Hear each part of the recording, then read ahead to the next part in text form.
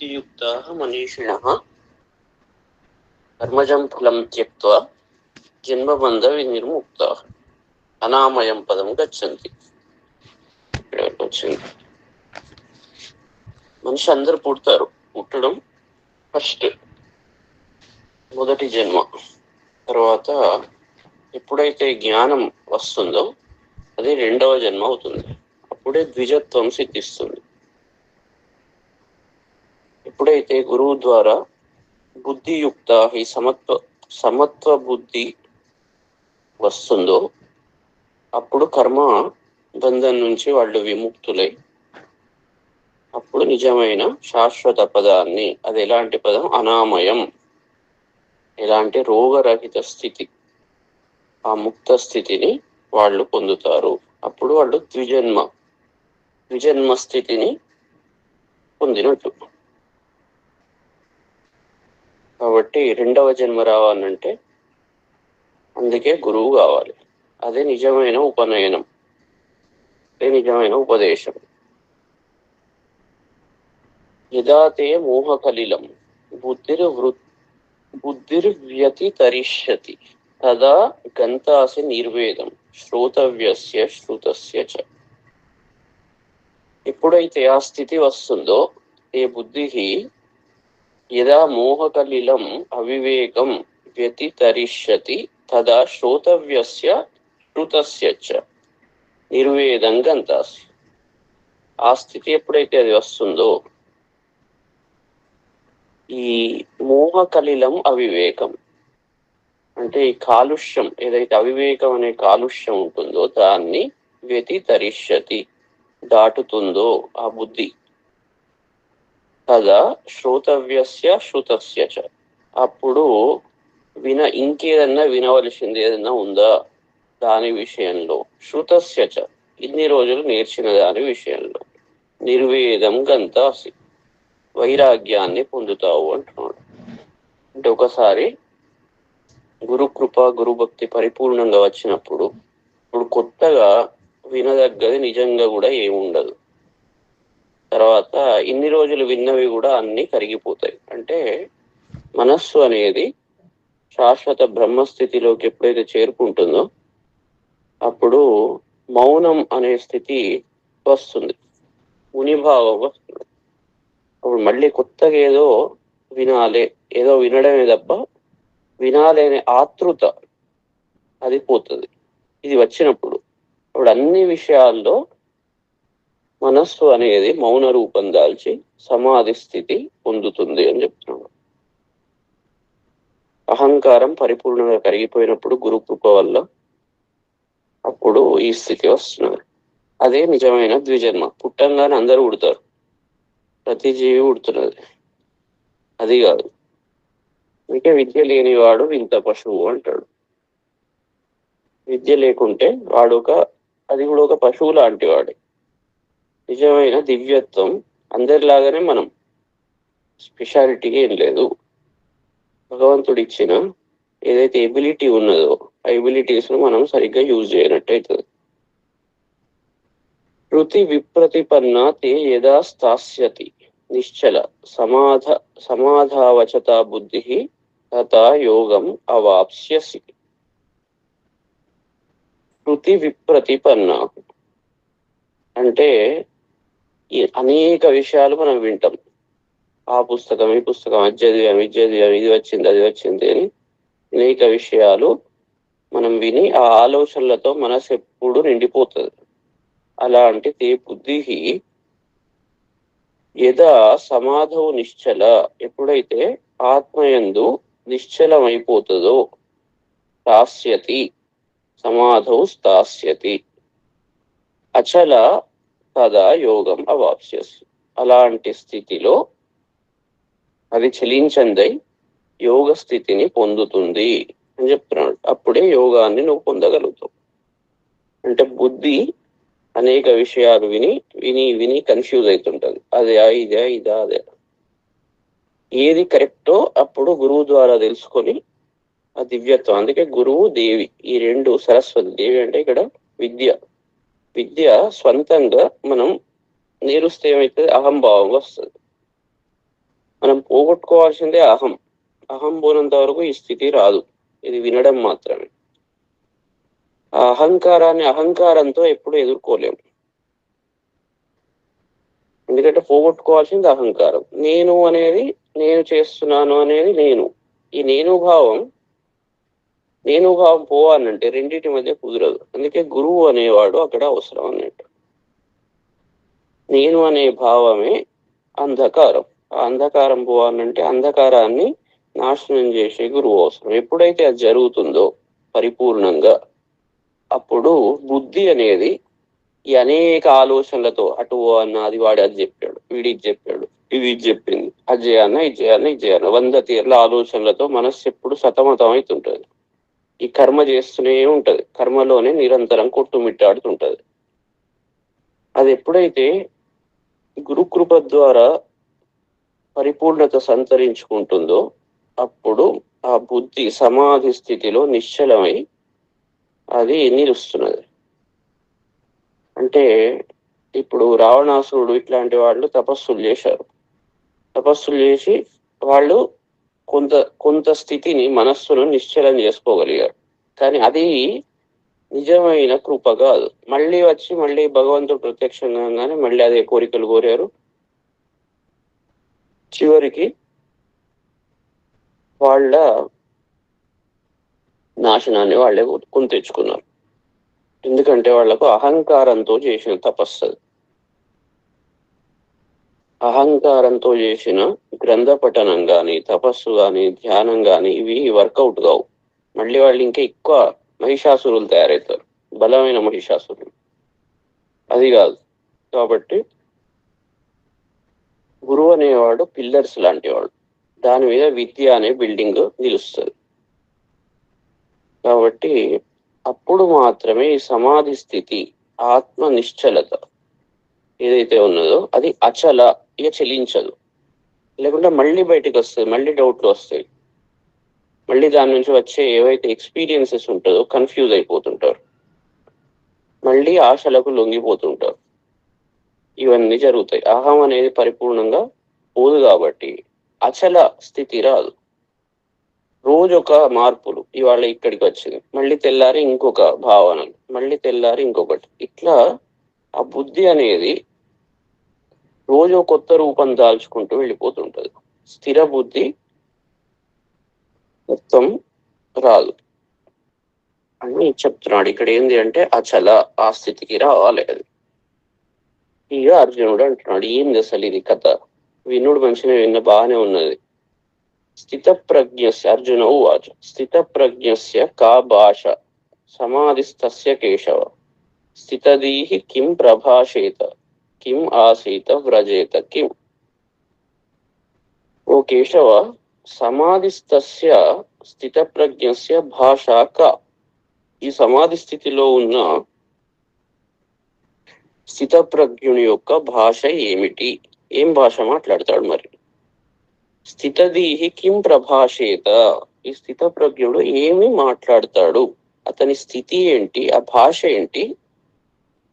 ఆ లాంగ్వేజ్ ఏంటి? ఏమి మాట్లాడతాడు? ఆ లాంగ్వేజ్ చూసుకొని ఏం మాట్లాడతాడు? కిం ఆసీత, ఏ విధంగా కూర్చుంటాడు? కిం వ్రజేత, ఎట్లా వెళ్తాడు? అంటే అతని స్థితి ఏంటి? ఎలా గుర్తుపట్టాలి? ఏమేం పనులు చేస్తాడు? ఏం భాష మాట్లాడతాడు అని అడుగుతున్నాడు. అంటే ప్రజహాతి యదా కామాన్. అప్పుడు భగవాను వాచ్, కృష్ణుడు చెప్తున్నాడు, ప్రజహాతి యదా కామాన్ సర్వాన్ పార్థ మనోగతాన్ ఆత్మన్యేవాత్మనా తుష్టః స్థిత ప్రజ్ఞస్తదోచ్యతే. ఓ పార్థ, యదా ఆత్మన్యేవ ఆత్మనా తుష్టః అంటే ఆత్మయందే, ఆత్మని ఏవ, ఆత్మని సప్తమి అంటే ఆత్మయందే, ఆత్మన ఆత్మతో, తుష్టః అతను సంతోషించిన వాడై, మనోగతాన్ సర్వాన్ కామాన్ ప్రజహాతి మనస్సులో ఉన్న అన్ని కోరికలను అతను వదిలిపెడతాడు. కదా స్థిత ప్రజ్ఞ ఉచ్యతే అంటే నిజంగా అతని లోపల ఎలాంటి కోరికలు ఉండవు. ఇది ఒక స్థితి, ఒక పాయింట్. అతని మనసులో అన్ని కామాలు, అది కావాలి ఇది కావాలి అన్నింటినీ గురువుకు సమర్పిస్తాడు. అంటే శరణాగతి స్థితికి చేరుకున్నప్పుడు అతని లోపల ఒక ఎక్స్పెక్టేషన్స్ ఉండవు. అదే అప్పుడు మనసు ఖాళీ అయిపోతుంది. ఖాళీ అయిపోయినప్పుడు అతన్ని స్థిత ప్రజ్ఞ ఉచ్యతే. అది ఒక స్థితి. ప్రజహాతి యదా కామ సర్వాన్ పార్థ మనోగతాన్. మనోగతాలు అంటే అన్ని కోరికలు, సర్వం అన్నట్టు. అన్నింటినీ వదిలిపెడితే అతన్ని స్థిత ప్రజ్ఞుడుగా చెప్పబడతాడు. అలాంటి వాడు ఎట్లా ఉంటాడు అంటే, ఎప్పుడైతే అన్ని వదిలిపెట్టాడో, కంప్లీట్ గా ఖాళీ అయిపోయిందో, అప్పుడు దుఃఖేషు అనుద్విగ్నమన సుఖేషు విగత స్పృహ వీతరాగ భయక్రోధ స్థితధీర్ము నిరుచ్యతే. అలాంటి స్థితిలో ఎప్పుడైతే మనసు మొత్తం ఖాళీ అయిపోయిందో, ఏం ఎక్స్పెక్టేషన్ ఉండవో, అప్పుడు దుఃఖేషు అనుద్విగ్నమన, దుఃఖాలు వచ్చినప్పుడు, కష్టాలు వచ్చినప్పుడు, బాధల్లో అనుద్విగ్న మనాహ అంటే అతని మనస్సు క్షోభ చెందదు. క్షోభ చెందని మనస్సు కలవాడైతాడు. ఆ కామం ఉన్నప్పుడు మాత్రమే మనస్సు క్షోభిస్తుంది. ఎందుకంటే తీరకుంటే దానికి బాధ మొదలవుతుంది. సుఖేషు విగత స్పృహ. ఇప్పుడు సుఖాల్లో కూడా అతను ఆసక్తి, అబ్బా నాకు ఇంత ఇది వచ్చింది అది వచ్చిందని గొప్పలు చెప్పుకోడు, కాముగా కూర్చుంటాడు, పెద్ద పట్టించుకోడు. వానికి అది, ఎందుకంటే అది కోరలేదు కాబట్టి అది వచ్చిన దాన్ని పట్టించుకోడు. దుఃఖేషు అనుద్విగ్నమన సుఖేషు విగత స్పృహ వీత రాగ భయ క్రోధ. రాగము అంటే ఆసక్తి, భయము, క్రోధతత్వం అంటే ఇంద్రియాలు పట్టు పోయినప్పుడు క్రోధం వస్తుంది. అవన్నీ వీత వదిలిపెట్టిన వాడు. ఈ మూడు ఉండవు అతనికి. అతను ముని, అలాంటి ముని మౌన స్థితికి చేరుకున్నవాడు. నిశ్శబ్ద స్థితి, పైకి మాట్లాడుతున్నా లోపల నిశ్శబ్ద స్థితి ఉంటది, చాలా స్టేబుల్ స్టేట్. అలాంటి ముని స్థితదీహి ఉచ్యతే, స్థిత ప్రజ్ఞుడు అని చెప్పబడతాడు. అంటే మొదలో అన్ని కామాలను పరిత్యజించాలి. శరణాగతి పొందినప్పుడు అప్పుడు అతనిలో ఇలాంటి లక్షణాలు కనబడతాయి. తర్వాత దుఃఖాలంటే ఎన్నో రకాలు ఉంటాయి. శారీరక బాధలు, ఆధ్యాత్మిక బాధలు, తర్వాత బయట సిచ్యువేషన్స్, ఎన్నో రకాల సుఖాలు కూడా అనేక రకాలుగా ఉంటాయి. అన్ని స్థితుల్లో అతని తత్వము చాలా స్టేబుల్ గా ఉంటది. ఎక్కడ కూడా శరీరం కంపనం, అనవసరమైన టెన్షన్ ఉండదు, ఎజిటేషన్ అనేది ఉండదు. యహ సర్వత్ర అనభిస్నేహ తత్తత్ ప్రాప్య శుభాశుభం నాభినందతి నద్వేష్టి తస్య ప్రజ్ఞ ప్రతిష్ఠిత. యహ సర్వత్ర అనభిస్నేహ అంటే అతను సర్వత్ర అన్నిటి యందు, అనభిస్నేహ అంటే ఆసక్తి, స్పెషల్ ఇంట్రెస్ట్. ఆసక్తి అంటే అదేదో కావాలి అనే ఆసక్తి, దాన్ని స్నేహ, అనభిస్నేహ. అభిస్నేహ అంటే దాన్ని పట్టుకోవాలని పోడో.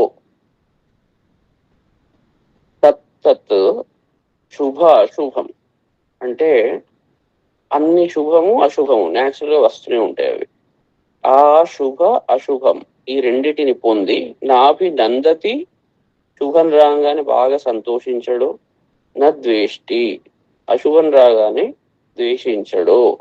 తస్య ప్రజ్ఞ ప్రతిష్ఠిత, అలాంటి వాని ప్రజ్ఞ మాత్రమే స్థిరంగా ఉన్నది అని మనం తెలుసుకోవాలి. వివేకజ ప్రజ్ఞ అంటారు. వివేకం నుంచి పుట్టింది ప్రజ్ఞ. ఎప్పుడైతే అతను వివేకం దాన్ని విడదీసి కరెక్ట్ గా తెలుసుకుంటాడో, ఎందుకంటే ఫస్ట్ ఫండమెంటల్స్ ఆ స్థితికి పోవాలంటే ఏది స్థిరము ఏది అస్థిరము అనే మొదటి లెవెల్ జ్ఞానం ఉండాలి. లైఫ్ లో ఏది ఉంటది ఏది పోతుంది అది తెలిసినప్పుడు మనకు ఏది కావాలి ఏది వద్దు అనేది అర్థమవుతుంది. అప్పుడు అనవసరమైనది వచ్చుకుంటూ పోతుంటూ అది నడుస్తూనే ఉంటది. సో దాని మీద చాలా క్లియర్ వివేకం ఏర్పడుతుంది. ఆ వివేకం నుంచి ప్రజ్ఞ పుడుతుంది. ప్రజ్ఞ ఎప్పుడైతే వస్తుందో అతనికి దేని యందు ఆసక్తి అంటే అర్థం ఏంటంటే తగులుకోవాలన్న ఇంట్రెస్ట్ అది ఉండనప్పుడు, ఎందుకంటే సర్వమతను గురువుకు సమర్పించి ఆ జ్ఞాన శక్తి లాగా తయారవుతాడు. గురువు అంటే ఒక మనిషి కాదు, ఇక్కడ ఒక జ్ఞానశక్తి. ఆ జ్ఞానశక్తి రూపానికి సర్వం సమర్పిస్తాడు. తన నరనరాల్లో జ్ఞానం అనేది ప్రవహిస్తుంటది. అతని ద్వారా ఇతనికి ట్రాన్స్ఫర్ అవుతుంది. ట్రాన్స్ఫర్ అయినప్పుడు ఆ జ్ఞానశక్తితో వివేకం స్థిరమవుతుంది. వివేకం స్థిరమైనప్పుడు వివేకం నుంచి ప్రజ్ఞ ఉడుతుంది.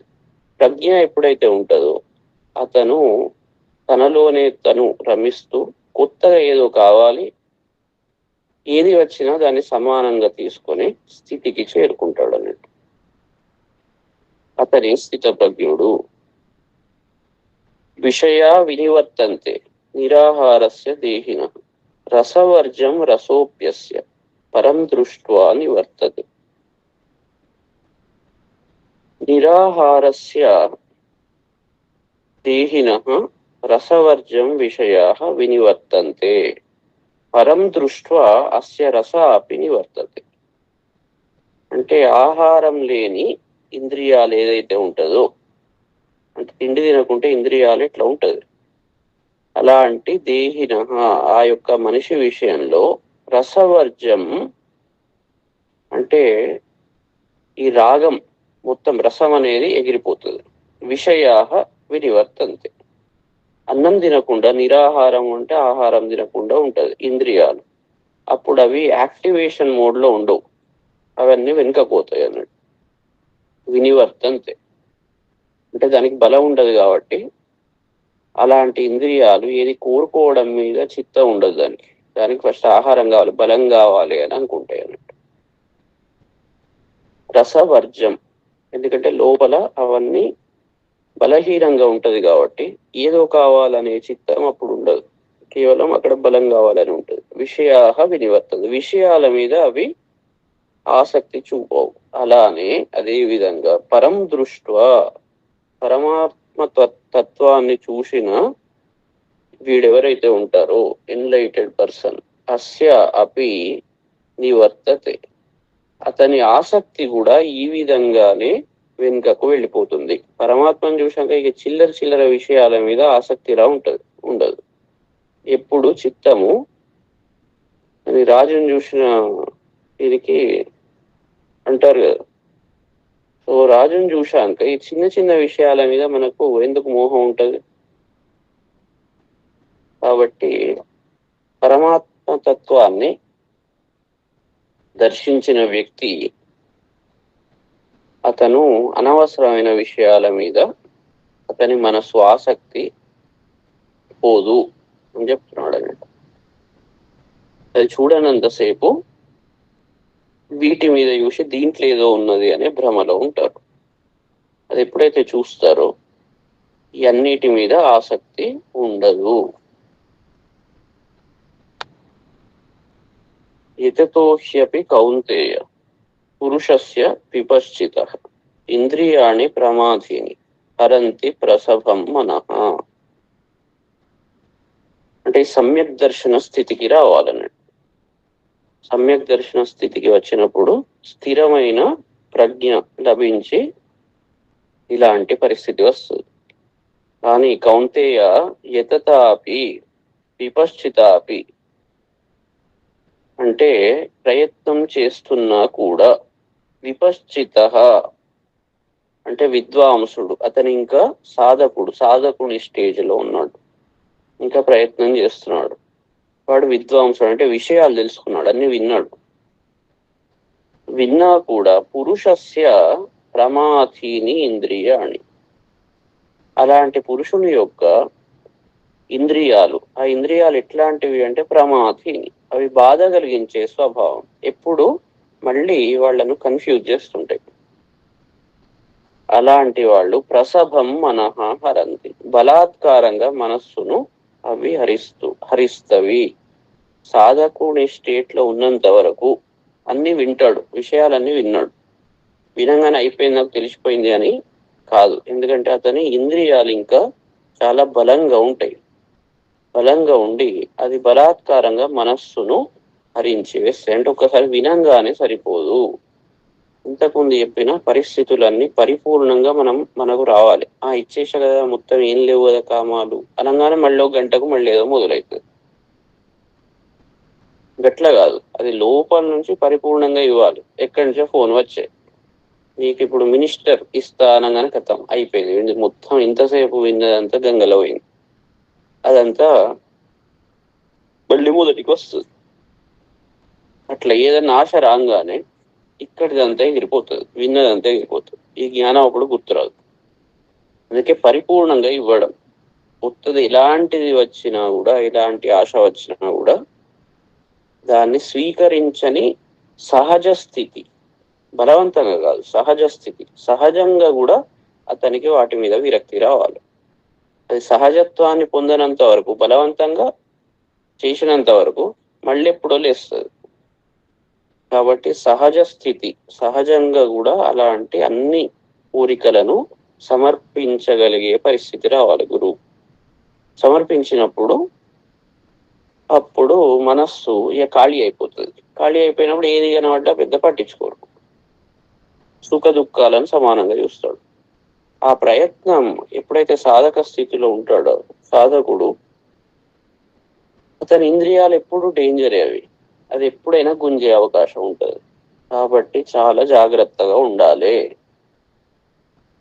అందుకే తాని సర్వాణి సంయమ్య యుక్త ఆసీత మత్పర వశేహి యస్యేంద్రియాణి తస్య ప్రజ్ఞ ప్రతిష్ఠిత. అందుకే తాని సర్వాణి సంయమ్య, ఆ ఇంద్రియాలన్నింటినీ సంయమ్య అంటే నిగ్రహించుకొని, సాధక స్థితిలో వాటన్నిటినీ కంట్రోల్లో పెట్టి, యుక్త అంటే ఏకాగ్ర చిత్తం, యుక్ అంటే కలవడం అన్నట్టు. చిత్తం అనేది అన్ని మల్టిపుల్ థాట్స్ కాకుండా అన్నిటినీ ఏకాగ్ర చిత్తం, ఏకాగ్ర స్థితికి పట్టుకోవచ్చి, మత్పరహ నాయందు మాత్రమే చిత్తం నిలిపి, నేను మాత్రమే పొందగలిగిన వాణిగా, అంటే నన్ను మాత్రమే అజ్జయి. అంటే నేను అంటే ఇక్కడ వ్యక్తిగా కాదు, వ్యక్తి స్థితి నుండి అవ్యక్త స్థితి అంటే జ్ఞాన స్థితి. ఒక జ్ఞాన శక్తి లాగా నన్ను పట్టుకొని సీత అలా కూర్చోవాలి. కూర్చోవడం అంటే కింద కూర్చుండని కాదు, అలా ఉండాలి అన్నట్టు. అలా స్థిరంగా ఉండాలి. ఇంద్రియాలు గుంజుతుంటాయి బై డిఫాల్ట్ సాధకుడికి. అవేంది ప్రమాధిని, దాని స్వభావమే అది. అది అట్లెందుకు చేస్తుందంటే దాని స్వభావమే అది. అది బలాత్కారంగా మనస్సును గుంజి పడేస్తుంది. ఆ స్వభావం అది ఎవ్వరూ మార్చలేరు, దాని లక్షణం అది. మరి ఏం చేయాలి అంటే దాన్ని నిగ్రహించి ఏకాగ్ర చిత్తంతో నాకు సర్వస్వం సమర్పించి స్థిరంగా ఉండాలి. అప్పుడు ఇంద్రియాణి యస్య వశే తస్య ప్రజ్ఞ ప్రతిష్ఠిత. ఎవరి కంట్రోల్లో ఇంద్రియాలు ఉంటాయో వాని యొక్క ప్రజ్ఞ ఏదైతే ఉంటుందో అది స్థిరంగా ఉంటుంది. అంతవరకు మనసులో శబ్దము జరుగుతూనే ఉంటది. ఈ శబ్దం ఇంద్రియాల ద్వారా వచ్చే డేటా ద్వారా అవి అటు ఇటు ఊగుతుంటది. అందుకే మనస్సు నిశ్శబ్ద స్థితికి చేరుకోవాలంటే ఇంద్రియాలను కంట్రోల్ చేసి ఏకాగ్ర చిత్తంతో మనసులో ఉన్న థాట్స్ అన్ని ఒక్క దగ్గరికి పట్టుకోవచ్చు. నన్ను జ్ఞానపిండంగా, ఒక జ్ఞాన శక్తిగా సర్వస్వం దాంట్లో వదిలిపెట్టి అది మాత్రమే పొందగలిగిన వస్తువు అని తెలుసుకొని స్థిరంగా కూర్చోవాలి. ఆసీత అంటే కూర్చోవాలంటే కింద కూర్చుని కాకుండా అట్లాంటి స్థిర చిత్తంతో ఉండాలి. ఒక అరగంట చేసి మళ్ళీ తెల్లారి మొదటికే వస్తే అది కాదు. అక్కడ ఏంటంటే మనం కంట్రోల్లో లేము అన్నట్టు. అహంకారం ఏం చేస్తుంటది, అటు ఇటు తిప్పుతుంటది. నేను అనే భావన ఎజిటేట్ చేస్తుంటది మనిషిని. ధ్యాయతో విషయాన్ పుంసః సంగస్తేషూపజాయతే సంగాత్ సంజాయతే కామః కామాత్ క్రోధో అభిజాయతే. అంటే ఈ విషయాలు ధ్యాయతః విషయాలు, శబ్దాది పంచతన్మాత్రాలతో ఎప్పుడైతే విషయాల గురించి ఆలోచిస్తుంటామో, అంటే ఫలానాది భోగించాలి, విషయాలను గురించి ఆలోచించడం అంటే ఇది కావాలి, ఇదొక భోగ్య వస్తువు అనే విషయాన్ని ఎప్పుడైతే మనం డిస్కస్ చేసుకుంటూ ఉంటామో, అది ఏమవుతుందంటే ఆ భోగ్య వస్తువు మీద సంఘం, అది పొందాలనే కోరిక వస్తుంది. ఛాయతో విషయాన్ని పుంసః, అలాంటి వాడికి తేషు సంఘ ఉపజాయతే, దాని మీద ఆసక్తి, పొందాలనే ఒక కోరిక వస్తుంది. సంఘాత్ కామ, అప్పుడు ఆసక్తి వచ్చినప్పుడు కామ అంటే సంపాదించాలనే కోరిక, మొదలు దాని మీద ఆసక్తి. ఎందుకంటే మనసులో అవే థాట్స్ తిరుగుతుంటాయి, అవి మన చేతిలో లేదు. ఇప్పుడు ఆ ఆసక్తి దాని మీద వచ్చింది, అది పొందాలనే కోరిక వచ్చింది. సంఘాత్ కామ సంజాయతే, కామాత్ క్రోధ అభిజాయతే. ఎప్పుడైతే అది పొందలేకపోతామో క్రోధం వస్తుంది, కోపం వస్తుంది, ఎవడ ఆగడిగా. ఎప్పుడైతే అనుకున్నది అది పొందలేడో లోపల క్రోధం జరిస్తుంది. క్రోధాత్ భవతి సమ్మోహ, సమ్మోహాత్ స్మృతి విభ్రమ, స్మృతి భ్రంశాత్ బుద్ధినాశం, బుద్ధినాశాత్ ప్రణశ్యతి. అనుకున్నది ఎప్పుడైతే కాదో, అక్కడ ఎదుటి వాడి నుంచి రిజెక్షన్ వచ్చింది, మనం ఒక ఎక్స్పెక్టేషన్ తో ఉన్నాం, రిజెక్షన్ రాగానే కథ క్రోధం స్టార్ట్ అయిపోయింది. క్రోధాత్ భవతి సమ్మోహ, ఇక క్రోధం ఎప్పుడైతే మనసులో ఉద్భవించిందో ఇక వివేక శక్తి కోల్పోతాడు మనిషి. అంటే ఇది అది ఏదైతే డిఫరెన్షియేట్ చేసే ఎబిలిటీ ఉంటుందో అది ఎగిరిపోయి సమ్మోహ, అవివేక స్థితిలో పడిపోతాడు. సమ్మోహ భవతి, అది కలుగుతుంది. సమ్మోహాత్, అందుకే చాలా స్టేబుల్ గా మనిషి విషయాన్ని ఆలోచించగలగాలి. ఆలోచించలేకపోతున్నాడు అంటే అతనికి ఒకదాని నుంచి ఒకటి లింక్ అయిపోయినాయి. సంఘం, కామం, క్రోధం వచ్చేసి సమ్మోహాత్ స్మృతి విభ్రమ. ఈ సమ్మోహం వల్ల, అవివేకం వల్ల స్మృతి, ఇన్ని రోజులు తెలుసుకున్న విషయాలన్నీ మర్చిపోతాడు. ఆ టైంలో అవి ఏవి గుర్తురావు. ఇంతకుముందు చాలా విషయాలు నేర్చుకున్నాడు, ఆ టైంలో వాడు మంచిగానే ఉండే. ఇప్పుడు ఏమైంది, స్మృతి యొక్క భ్రంశం అంటే నాశం కలుగుతున్నది. మనస్సు ఆ డేటాను తీసుకుంటే, వివేకం ఏం చేస్తుంది, పాత స్మృతులన్నిటిని కరెక్ట్ గా అది తీసుకొని తెలుసుకొని ఇది ఇది ఇది ఇది అని తెలుసుకొని విచారించి ఏం చేయాలో చేస్తుంది. కానీ ఈ సంఘం వల్ల అది కావాలి అనేది కోరిక పుట్టింది, కోరిక నుంచి కోపం వచ్చింది, క్రోధం నుంచి అవివేకం వచ్చింది. అవివేకం ఎప్పుడైతే వస్తుందో ఆ పాత స్మృతులన్నీ ఎగిరిపోతాయి, నేర్చుకున్న విద్య అంతా ఎగిరిపోతుంది. స్మృతి భ్రంశాత్ బుద్ధినాశం, ఎప్పుడైతే స్మృతి పాత విషయాలు గుర్తురావో ఇతని బుద్ధి, డిసిషన్ మేకింగ్ ఎబిలిటీ అది నాశం, అది తొలగిపోతుంది. బుద్ధినాశాత్ ప్రణశ్యతి, బుద్ధి ఎప్పుడైతే నాశనం అవుతుందో అతను నశిస్తాడు. ప్రణశ్యతి, ఎందుకంటే దానివల్ల యాక్షన్ వేరేలాగా చేస్తాడు, చేయవలసిన పద్ధతిలో చేయకుండా అతను వేరేలాగా నడుచుకుంటాడు. వాడు నశించి పోతాడు, ఎందుకు పనికి రాకుండా పోతాడు. అందుకే విషయాల మీద మొదలు ఆసక్తి అంటే దాని మీద తగులుకోవడం అంటారు. తగులుకోవడం, పట్టుకొని గట్టిగా ఇదే కావాలి అనే ఉంటది కదా, అదే అహంభావం వల్ల. అహం ఎప్పుడైతే వదిలిపెడతామో శరణాగత స్థితిలో అహం ఎగిరిపోతుంది. కాబట్టి ఇదే కావాలి అని ఏది ఉండదు, నేను అనే భావనే ఉండదు. కాబట్టి అన్ని ఒకదాని తర్వాత ఒకటి నశించిపోతాయి.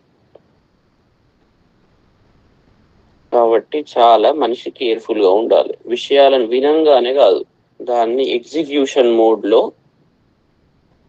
సాధక స్థితిలో చాలా జాగ్రత్తగా ఉండాలి.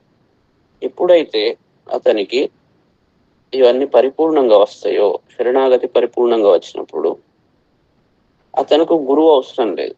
గురువు అవసరం లేదంటే అర్థం ఏంటి? ఫిజికల్ గా గురువు యొక్క అవసరం తగ్గిపోతుంది. ఆ జ్ఞాన శక్తి అతనిలోనే ప్రవహిస్తుంది. అప్పుడు అతనిలోనే గురు భక్తి, గురు కృప, గురువు యొక్క ఆలోచనలు, అతని ద్వారానే నేను ప్రతి శ్వాస తీసుకుంటున్నా, నేను ఇట్లా ఉన్నా అంటే కేవలం అతని వల్ల. ఎందుకంటే ద్విజన్మ, ఇది కొత్త జన్మ, ఇదివరకు జన్మ కాదు. అప్పుడు పుట్టి అజ్ఞాన స్థితిలో పుట్టి శరీరం పుట్టింది. ఇప్పుడు ఇది కొత్త జన్మ. ఇక్కడ నేను అనే వ్యక్తి లేడు, ఈ ప్రతి శ్వాస అతని ద్వారానే వస్తుంది అనే భక్తి వస్తుంది. భక్తి వచ్చినప్పుడు అహం లేవదు, నేను అనే భావన లేవదు. అతని ఈ స్థితిలో అతనికి ఏది కావాలి అని ఉండదు. ఎందుకంటే అతనే లేడు కాబట్టి అతనికి ఇది కావాలి అని ఉండదు. కాబట్టి గురు భక్తి యొక్క టాప్ స్థితి అది. గురువు అవసరం లేదు అంటే ప్రతిదానికి రెండు ఉంటాయి, రెండు యాంగిల్స్. అవసరం లేదు కానీ అవసరం, అవసరం కాదు నిరంతరం అవసరం. అది స్థితి రావాలి. అంటే ఒక ద్రోణాచార్యుడు అర్జునునికి ట్రైనింగ్ ఇచ్చాడు. ట్రైనింగ్ టైంలో అన్ని చెప్తాడు, విషయాలన్నీ చెప్పి తనంతట వాడిని చేస్తాడు. అంటే యుద్ధంలో అర్జునుడు మళ్ళీ డెసిషన్ మేకింగ్ కు ప్రతిదీ ఆచార్యుడిని సంప్రదించాల్సిన అవసరం లేదు. సర్వం కంప్లీట్లీ ఇండిపెండెంట్, కానీ కంప్లీట్ గురు భక్తి. అలాంటి స్థితిలో ఒక రెప్లికా తయారవుతాడు అన్నట్టు. ఒక రెప్లికా తయారై మళ్ళీ అతను ఇంకొక వ్యక్తులను తయారు చేసే స్థితి వస్తుంది. అట్లాంటి వానికి ఆసక్తి, గురువు ఏం చెప్తాడు, ఆసక్తి ఉండదు. కథ వాడు కరెక్ట్ గా ఫాలో అయ్యి దాన్ని పర్ఫెక్ట్ గా దాన్ని డైజెస్ట్ చేసుకున్నప్పుడు అతనికి ఉండదు ఆసక్తి. ఎప్పుడైతే ఉండదో దాని మీద కామం ఉండదు, కావాలి అది పొందాలి అనే అది ఉండదు. ఎప్పుడైతే అది ఉండదు క్రోధం రాదు. క్రోధం రాకుంటే అవివేకం కలగదు. అవివేకం ఎప్పుడైతే కలగదో స్మృతి, పాత విషయాలన్నీ చెప్పిన ఏదైతే ఉపదేశాలు ఉన్నాయో అవన్నీ నిరంతరం ప్రవహిస్తూ ఉంటాయి. స్మృతి భ్రంశం కాదు. స్మృతి భ్రంశం కాకుంటే బుద్ధి నాశం కాదు. బుద్ధి కర్మానుసారిణి, కర్మ నుంచి వాడు విముక్తుడైతాడు కాబట్టి బుద్ధి కరెక్ట్ గా పనిచేస్తుంటాడు. అప్పుడు చేయవలసిన పనులు సక్రమంగా చేస్తుంటాడు. అలా కాకుండా విపరీతంగా ఉంటే దానికి కూడా బుద్ధి కర్మానుసారిణి, విపరీతమైన బుద్ధి పుడుతుంది. పుట్టి అధోగతికి పోతాడు. కాబట్టి ఏది ఎలా చేయాలో చాలా జాగ్రత్తగా విని జాగ్రత్తగా చేయాలి. దానికి విపరీతంగా చేస్తే పరిస్థితి మరి అదే, అది రూల్, సృష్టి యొక్క ధర్మం. రాగద్వేష వియుక్తైస్తు విషయాన్ ఇంద్రియైశ్చరన్ ఆత్మవశ్యై విధేయాత్మ ప్రసాదం అధిగచ్చత్. రాగద్వేష వియుక్తై అంటే రాగము ద్వేషము, ఈ రెండు, రాగము ఉండదు ద్వేషము ఉండదు. రాగం వల్ల మోహం కలుగుతుంది, ద్వేషం వల్ల కూడా ఇంద్రియాలు పడిపోతాయి. సో రెండు డిఫరెంట్ ఎనర్జీస్ ఇవి. రాగం ఓవర్ అయిందంటే కూడా ద్వేషం వస్తుంది, అక్కడ అనుకున్నది కాకుంటే. ఇంతకుముందు అన్నట్టు కామం వల్ల అది సిద్ధించకుంటే క్రోధం వస్తుంది, సిద్ధిస్తే మంచిగా ఉంటది. అది ఎప్పుడు సిద్ధించుకుంటూ ఉండదు కదా, అది స్థిరంగా ఉండదు, అనుకున్నది అనుకున్నట్టు ఎప్పుడు దొరకదు. కాబట్టి ఆసక్తి లేని స్థితి ఉండాలి, ఆసక్తి లేని అనుభవం. అప్పుడు అది దొరికినా దొరకకున్నా అతనికి ఒకటే స్థితిలో ఉండగలుగుతాడు. అప్పుడు దుఃఖేషు అనుద్విగ్నమన అనేది అప్లై అవుతుంది. ఇదంతా ఒక మ్యాథమెటికల్ మోడల్, ఒకదానికి ఒకటి చాలా ఇంటర్లింక్డ్, ప్రతి పదం ఇంటర్లింక్డ్, ఏదో ర్యాండమ్ గా ఉన్నవి కాదు. అప్పుడు రాగము ద్వేషము ఈ రెండు ఏవైతే ఉంటాయో అవి రెండు వదిలిపోతాయి. రాగద్వేష వియుక్తై ఆత్మవశ్యై ఇంద్రియై, తనకు వశమైన ఇంద్రియాలు మన కంట్రోల్లో ఉండాలి. ఇంద్రియాల కంట్రోల్లో మనం వెళ్ళిపోతే ఇలాంటి ప్రణశ్యతి, ఆ స్థితి వస్తుంది. ఇంద్రియాలకు లీడర్ మనం చెప్పినట్టు అవి వినాలి, కానీ అవి చెప్పినట్టు మనం వింటే దాసులం అవుతాం. ఇక్కడ కింగ్ లాగా ఉండాలి, దాసుల లాగా కాదు. దేనికి? ఇంద్రియాలకు. ఎప్పుడు ఈ స్థితి వస్తుంది అంటే నేను అనే భావం, నేను అనే దగ్గర నుంచి మొత్తం స్టార్ట్ అవుతుంది. ఈ నేను అనే భావము శరణాగత స్థితి పొందినప్పుడు నేను అనేది ఉండదు అక్కడ. అతనే ఆ జ్ఞానశక్తి కంట్రోల్లోకి తీసుకుంటుంది. జ్ఞానశక్తి ఎప్పుడైతే కంట్రోల్లోకి వచ్చిందో లోపల, ఇంద్రియాలన్నీ జ్ఞాన స్థితికి లొంగిపోతాయి. జ్ఞానశక్తికి ఇంద్రియాలు లొంగిపోతాయి. లొంగిపోయినప్పుడు అవి చెప్పినట్టు వింటాయి, లేకుంటే అవి చెప్పినట్టు మనసు ఆలోచనలు మొదలవుతాయి అన్నట్టు. అక్కడ జ్ఞానం లేదు, జ్ఞానశక్తి ప్రవహిస్తలేదు. జ్ఞానశక్తి కంట్రోల్లో ఉన్నప్పుడు ఇవన్నీ వాణి కంట్రోల్లో ఉంటాయి. అప్పుడు రాగము ద్వేషము ఆ రెండు వదిలిపోతాయి ఇంద్రియాలు. ఎందుకంటే అక్కడ లీడర్ ఎవరైతే ఉన్నారో, రాజు ఎట్లా ఉంటే రాజ్యం అట్లా ఉంటుంది అన్నట్టు. రాజు గట్టిగా ఉన్నాడు అనుకో, రాజు అందుకే జ్ఞానశక్తి రాజుగా ఉండాలి. రాజుగా ఉన్నప్పుడు అన్ని చెప్పినట్టు వింటాయి, లేకుండా మళ్ళీ మొదటికి వస్తుంది. గదే చిత్తం, అవి ఆలోచనలు, మళ్ళీ గదే కర్మ, అక్కడనే మనిషి చిక్కుకుంటాడు. అందుకే లీడర్ ఎవరు ఉండాలి? జ్ఞానశక్తి మనకు లీడర్ ఉండాలి. ఉన్నప్పుడు ఇంద్రియాలన్నీ చెప్పినట్టు వింటాయి. ఒకటేదో చూసింది బిల్డింగ్, తను చూసి ఇది బాగుంది అని చెప్పింది, మైండ్కు డేటా ఇచ్చింది. లోపల జ్ఞానశక్తి లీడర్ ఉన్నది కాబట్టి అవసరం లేదు. అది అస్థిరము, అది పర్మనెంట్ కాదు, దానివల్ల వచ్చేది ఏం లేదు, కథం. వాడిగా దాని దిక్కు చూడడు. ఇది లీడర్ కాకుంటే ఏమవుతుంది? అది చూడగానే బాగుంది, నిజమే తీసుకోవాలి అని మొదలైంది. లేదా ఇంకోనికి ఉంటే జెలసీ, ఇట్లా అనేక రకాల నెగిటివిటీస్ స్టార్ట్ అవుతాయి. ఎందుకంటే జ్ఞానం లేదు కాబట్టి. అందుకే జ్ఞానశక్తి కంట్రోల్ ఎప్పుడైతే చేస్తుందో, గురువు లోపల నుంచి కంట్రోల్ చేస్తాడో, అప్పుడు అన్ని సెట్ రైట్ అవుతాయి. వీళ్ళు గురువుని ఎక్స్టర్నల్ గా చూడొద్దు, అది ఇంటర్నల్ శక్తి.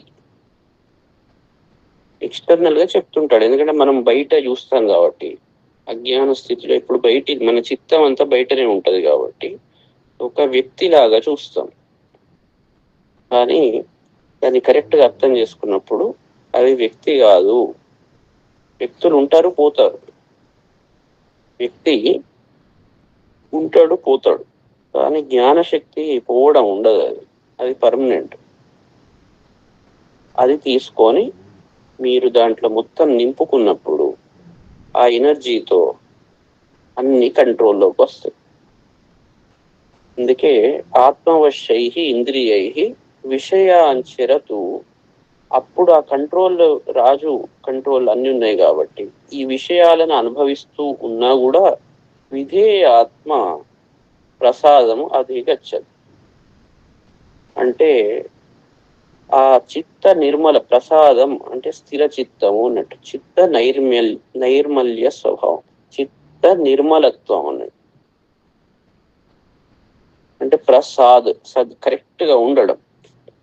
ఒక చిత్తము ఒక స్థితిలో అటు ఇటు చంచలం కాకుండా ఉండడం.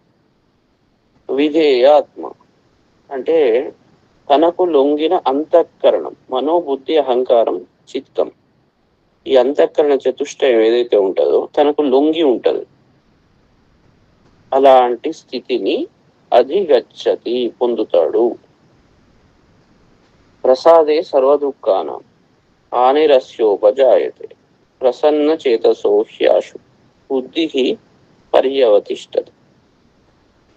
అస్య ప్రసాదే సర్వదుఃఖానాం హాని ఉపజాయతే. ఎప్పుడైతే ఈ ప్రసాదత్వం అంటే ఇలాంటి స్థితి కలుగుతుందో వీనికి ప్రసాదే, ఇది కలుగుతూ ఉండగా అన్నట్టు. సతీ సప్తం సర్వ దుఃఖానాం హాని ఉపజాయతే. ఇక దుఃఖాల యొక్క హాని, ఏ దుఃఖం ఉండదు. వాడు అనామయం, ఇంతకుముందు చెప్పాడు కదా, అనామయం స్థితి పొందుతాడు. దుఃఖము ఉండదు, దుఃఖాలకు హాని జరుగుతుంది అంటే దుఃఖాలు ఉండవు అన్నట్టు. ప్రసన్న చేతసః బుద్ధి ఆశు పర్యవతిష్టతి. ప్రసన్న చేతసః, ప్రసన్నమైన చిత్తము కలవాణి యొక్క బుద్ధి, ఆ బుద్ధి ఆశు శీఘ్రంగా పర్యవతిష్టతే అంటే స్థిరంగా ఉంటుంది. కి అంటే కదా, నిజమే కదా, ఇంతసేపు చెప్పే కదా, ఏం చెప్పా నీకు? ఇట్లాంటి స్థితిలో వాని బుద్ధి స్థిరంగా ఉంటుందని చెప్పానా లేదా? అప్పుడు అట్లా ఉంటది. ఈ ప్రసాద స్థితి కలిగినప్పుడు అది ఎప్పుడు కలుగుతుంది? రాగద్వేష వియుక్త ఇంద్రియ అలాంటి స్థితి ఎప్పుడు? అవి ఆత్మవశంలో ఉన్నప్పుడు. ఇవన్నీ ఒకదానికొకటి లింక్, అది చెప్తున్నాడు. నాస్తి బుద్ధి అయుక్తస్య నచాయుక్తస్య భావన నచాభావయత శాంతి అశాంతస్య కుతః కుతః సుఖం. ప్రతివానికి ఏంది? సుఖం కావాలని అందరికీ ఉంటుంది, కానీ వాడు చేయాల్సిన పద్ధతిలో చేయడు. సుఖం కావద్దు అని ఎవరు అనుకోడు. అందుకే ఏం చెప్తున్నాడు? అయుక్తస్య బుద్ధి నాస్తి.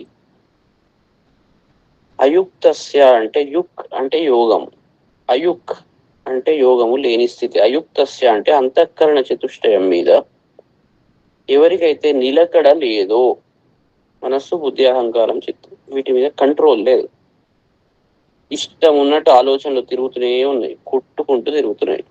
ఎందుకంటే అహం లేస్తున్నది, సరెండర్ లేదు. అది ఒక్కొక్క దానికి డిపెండెంట్. మనస్సు బుద్ధి అహంకారం ప్రకృతి ఒకటి లేకుంటే, ఒకటి లేచిందంటే ఇంకో దాన్ని యాక్టివేట్ చేస్తుంది. ఎవరికైతే అయుక్ లేదో, అయుక్తస్య బుద్ధి, వానికి బుద్ధి ఉండదు అన్నట్టు. అంటే బుద్ధి అని నేను ఏదైతే పదం వాడుతున్నానో అది యుక్తస్య, యుక్తస్యకే, అయుక్తస్య కాదు.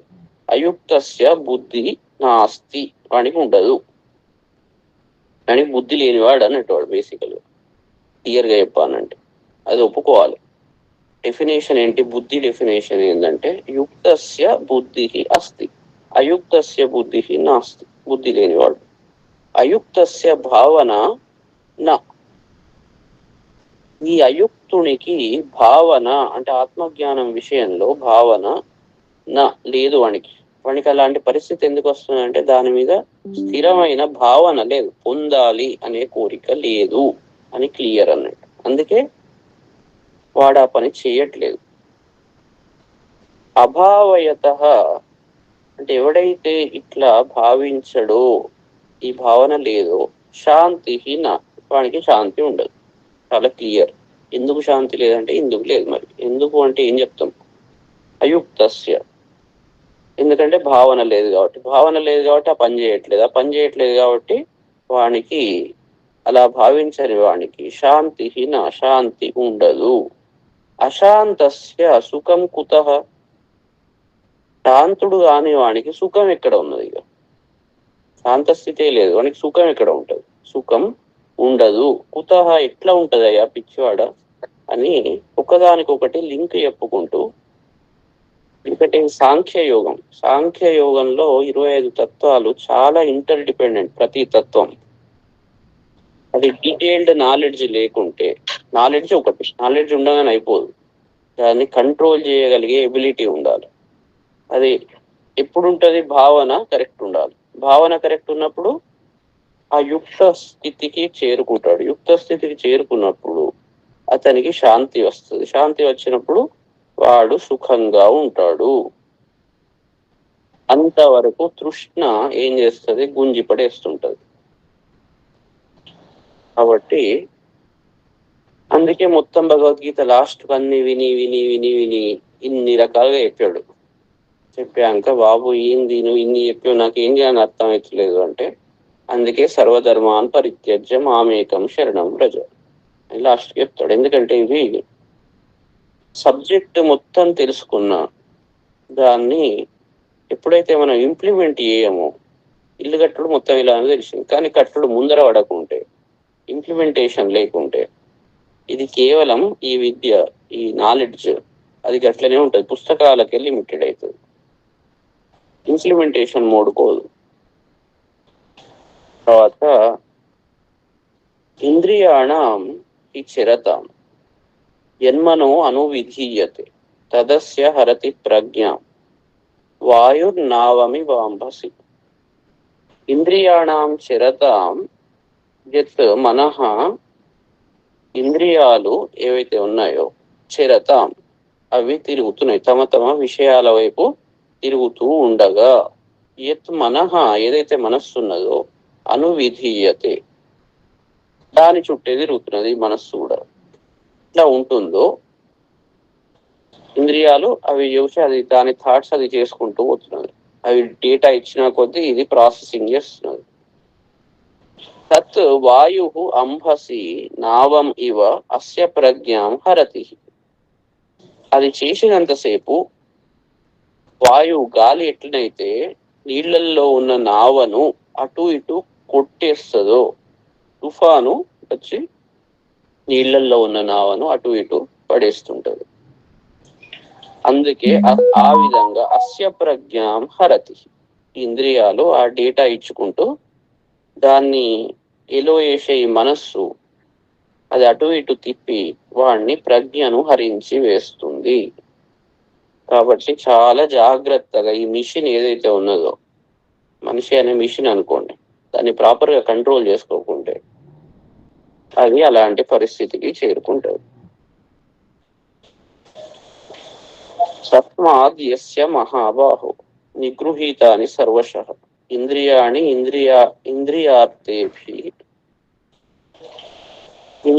ఇంద్రియార్థేభ్యస్తస్య ప్రజ్ఞా ప్రతిష్ఠిత. ఓ మహాబాహో, ఓ అర్జున, తస్మాత్, అందువల్ల, యస్య ఇంద్రియాణి సర్వశః, ఎవరి ఇంద్రియాలైతే సర్వశః అన్ని విధాల, ఇంద్రియార్థేభ్యః ఇంద్రియాల విషయాల నుండి, నిగృహీతాని తస్య ప్రజ్ఞా ప్రతిష్ఠిత, ఇంద్రియాలు చేసే పని ఏదైతే ఉంటుందో, ఏంది విషయాల మీద పోవడం, దాని యొక్క ప్రకృతి అది, దాని నుండి ఎప్పుడైతే నిగ్రహించబడతాయో న్యాచురల్ గా, సహజంగా, తస్య ప్రజ్ఞా ప్రతిష్ఠిత, అది సహజంగా జరిగినప్పుడు అతని ప్రజ్ఞ స్థిరంగా ఉంటుంది.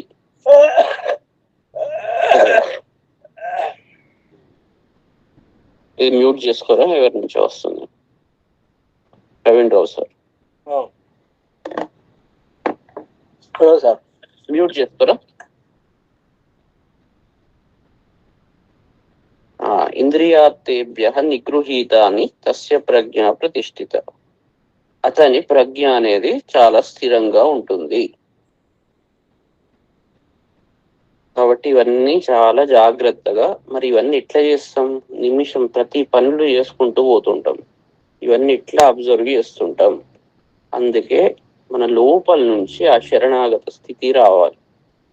అది రానంత వరకు ఇవి అవే పనులు చేయడం అవి సహజం వాటికి. అందుకే యా నిషా సర్వభూతానం తస్యాం జాగర్తి సంయమీ, యస్యాం జాగ్రతి భూతాని సా నిషా పశ్యతో మునే. యా, ఏదైతే సర్వభూతానాం, నిష అన్ని ప్రాణులకు, ఏదైతే పరమార్థతత్వం, సర్వ ప్రాణులు అంటే అజ్ఞానులు అందరికీ, నిష రాత్రి అది, తస్యాం సంయమి జాగర్తి, ఇది చాలా అద్భుతమైనది. ఈ పరమార్థతత్వం ఒక ప్రకాశం లాంటిది. అంటే ఇప్పుడు మనం ఏంటంటే పగలు, పొద్దున సూర్యుడు రాగానే పగలు అనుకుంటున్నాం, మళ్ళీ సూర్యుడు అస్తమించగానే రాత్రి.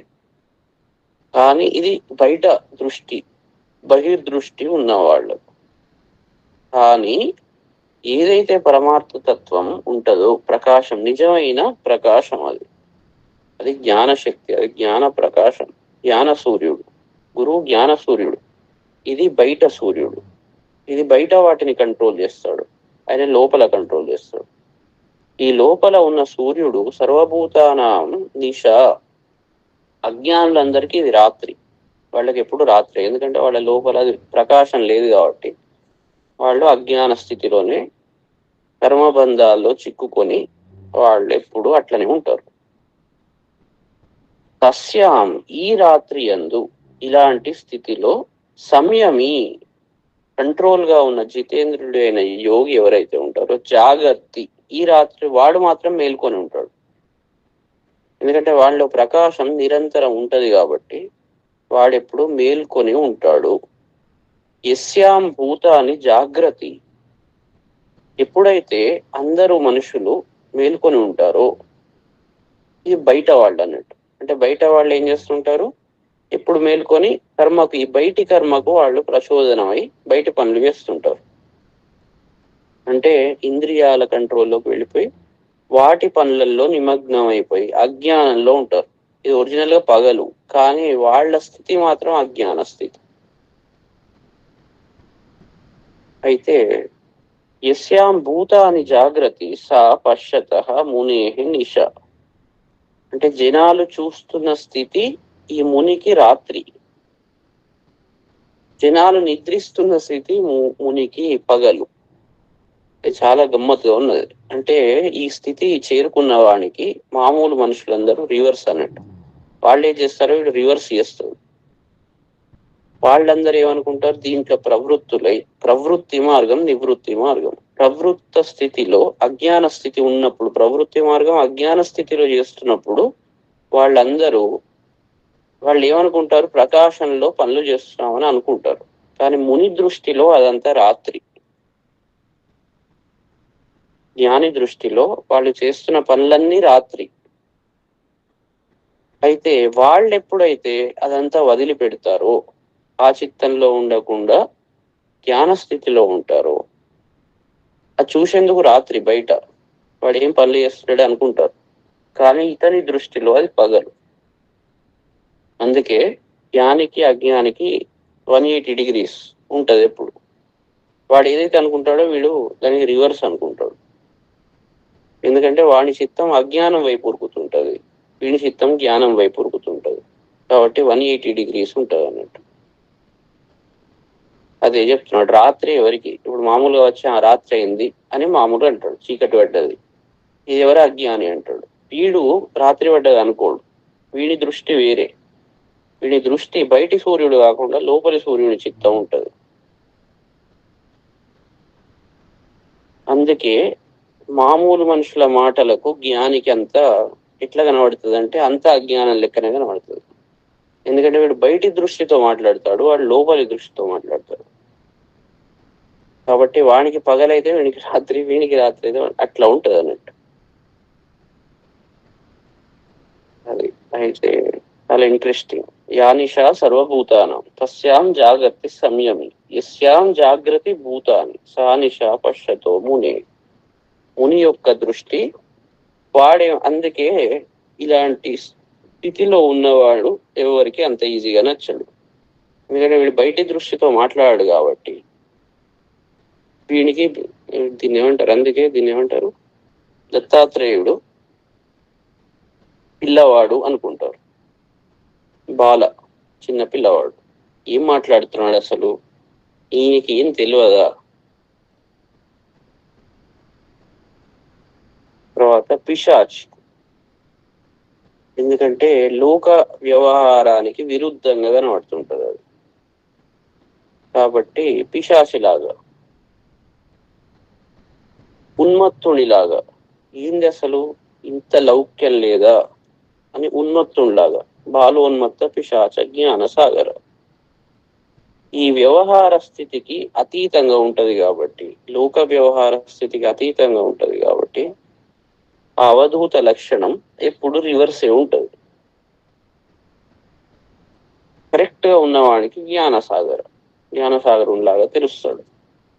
కాబట్టి బయటి దృష్టి వేరు, అంతర్దృష్టి వేరు, బయటి సూర్యుడు వేరు. అందుకే బయట 7 సూర్యులు అరుణంలో ఆరోగో బ్రాజ పటర పతంగ స్వర్ణరో జ్యోతిషీమాన్ విభాస ఏయస్ సర్వే దివం ఆతపంతి.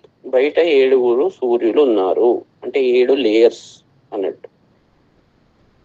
కానీ కశ్యపుడు మాత్రం 8వ సూర్యుడు. సహా మహామేరు నజహాతి, మహామేరును వదిలిపెట్టాడు. జ్ఞాన సూర్యుడు లోపల గురు రూపంలో ప్రకాశిస్తుంటాడు. అతను మహామేరు, ఏదైతే మేరు పర్వతం అంటే మనం బయట అనుకుంటాం. బయట అన్ని మన దృష్టి ఎప్పుడు బయటిది దాని మీదకే పోతుంటుంది. సహజంగా అజ్ఞాని దృష్టి అట్లనే పోతుంటది.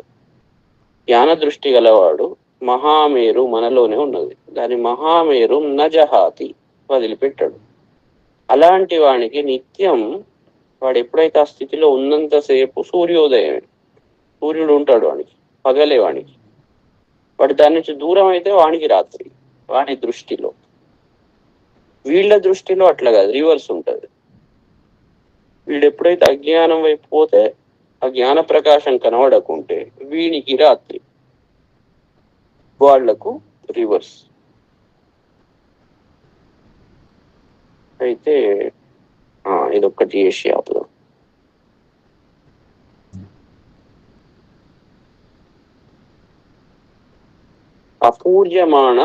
అపూర్యమాణం అచల ప్రతిష్టం సముద్రమాప ప్రవిశంతి యద్వత్. యద్వత్ కామా యం ప్రవిశంతి సర్వే సశాంతిం ఆప్నోతి న కామ కామి. అంటే అపూర్యమాణం అచల ప్రతిష్టం సముద్రం యద్వత్ అంటే నింపబడుతున్నదైనా కూడా అపూర్యమాణం. అచల ప్రతిష్టం సముద్రం, అది ఎప్పుడు నింపబడుతున్నది. సముద్రంలోకి నదులు ఎప్పుడు వచ్చి నీళ్ళని ఇస్తూనే ఉంటాయి, అది ఎప్పుడు నింపబడుతున్నది. కానీ అది ఏమైనా నింపబడుతున్నదని దాంట్లో ఏమైనా మార్పులు వస్తున్నాయా?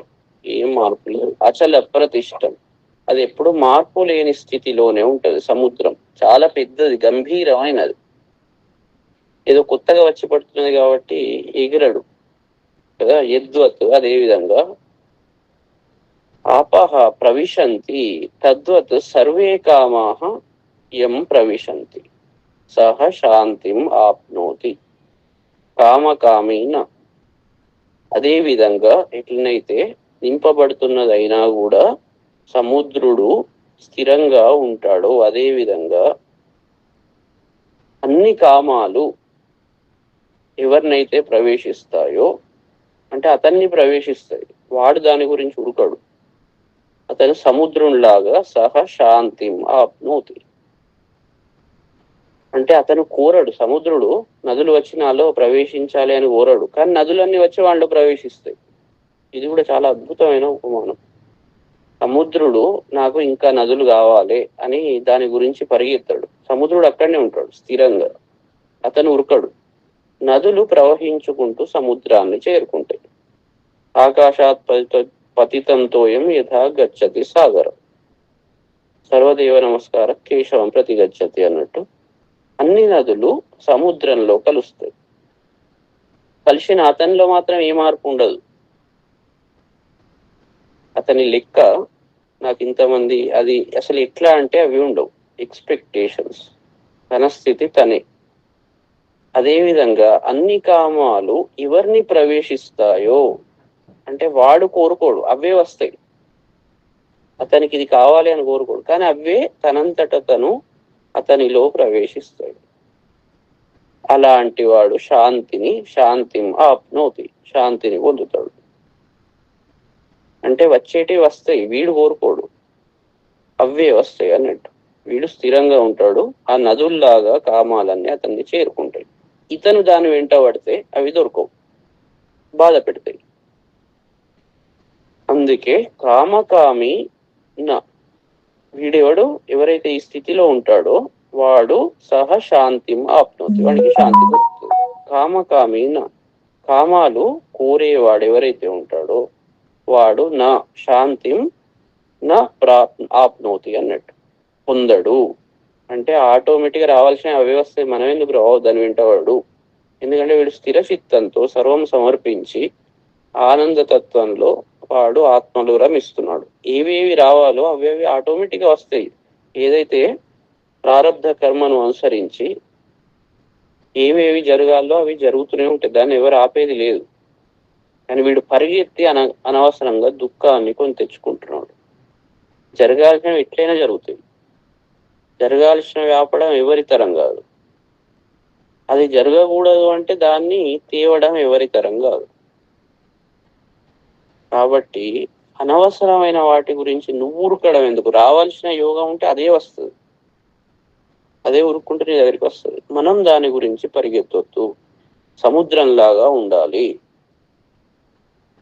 సముద్ర స్థితి ఎప్పుడు వస్తుంది? మనస్సు ఎప్పుడైతే ఖాళీ అవుతుందో, కోరికలన్నీ తీసి పక్కకు పెడతామో, ఎప్పుడైతే శరణాగతిని పొందుతామో అప్పుడు మనం పరిపూర్ణ స్థితిలో ఏర్కుంటాం. రావాల్సినవన్నీ అవే ఆటోమేటిక్ గా వస్తాయి. అలానే అంటే ప్రయత్నం చేయకుండా అని కాదు, ఇక్కడ చెయ్యాల్సినవి కామ్గా చేస్తాం. కానీ మనస్సు పరిపూర్ణంగా ఉంటుంది. చేయాల్సిన పనులు యాక్షన్ చేసుకుంటూ పోతారు, ఏవేవి చేయాలో. ఏది వదిలిపెట్టేది ఏది లేదు, అన్ని చేయాల్సిందే. కానీ ఇది జ్ఞాన స్థితి అని చెప్తున్నాడు. లోపల ఒక మనిషి యొక్క జ్ఞాన స్థితి ఏ విధంగా ఉండాలి, అది ఉన్నప్పుడు మిగిలినవన్నీ చేసుకుంటూ పోతే ఏవేవి రావన్నా అవేవి ఆటోమేటిక్ గా వస్తాయి. సో చేసే పనిలో అతనికి లోపల నుంచి దేని మీద కామం ఉండదు, ఆసక్తి ఉండదు, కామం ఉండదు, క్రోధం రాదు. సో ఒకదానికి ఒకటి చాలా స్టేబుల్ గా ఉంటాడు, లింక్ అయి ఉంటాయి కాబట్టి దేన్నైనా ఎంత పెద్దదాన్నైనా హ్యాండిల్ చేయగలుగుతాడు.